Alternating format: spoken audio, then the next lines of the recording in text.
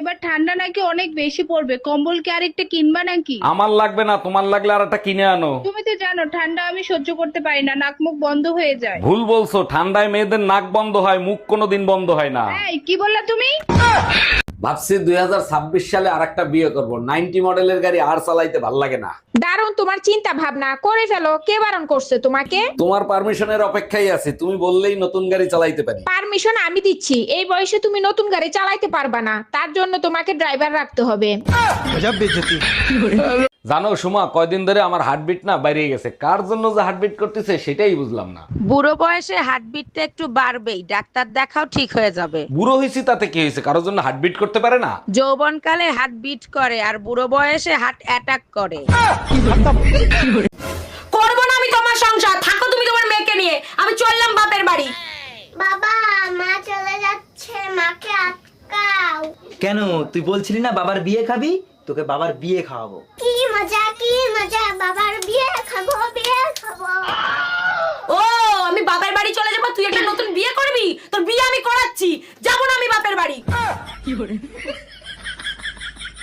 আরে ডাক্তার, অসুস্থ আমি, আমাকে বললে সমস্যা কোথায়? আচ্ছা ঠিক আছে, আমার বউর সাথে কথা বলেন।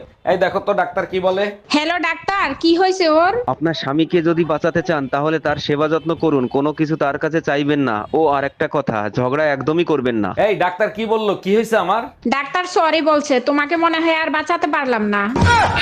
আসসালামু আলাইকুম আম্মাজান, শ্বশুর আব্বা কি আছে? থাকলে তার কাছে একটু দেন তো। ওয়ালাইকুম আসসালাম জামাই, তোমার শ্বশুর তো বাজারে গেছে, জরুরি কিছু দরকার হলে আমাকে বলতে পারো। বিয়ের সময় 50 ইঞ্চি টিভি দেওয়ার কথা ছিল, আপনারা টিভি দেন নাই কেন? আরে জামাই, দুইটা টিভি দিয়ে কি করবা? আমার মেয়ের আল্ট্রাসাউন্ড করে দেখো, ওর ভিতর টিভি আছে।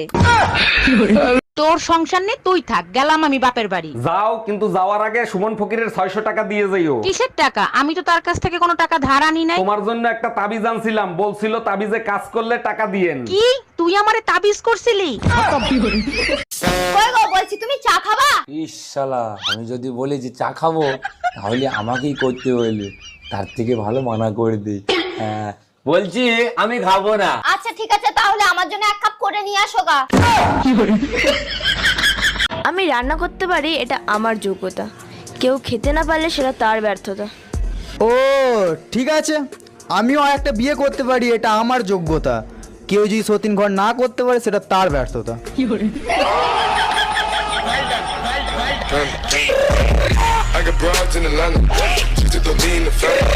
আমি তোকে 3টা প্রশ্ন করব, আর 3টা প্রশ্নের উত্তর তুই যদি ভুল দিস তাহলে আমি তোকে 500 টাকা দিব।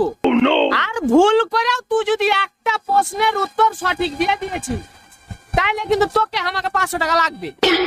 হ্যাঁ হ্যাঁ, তুই কর না, কি প্রশ্ন করবি?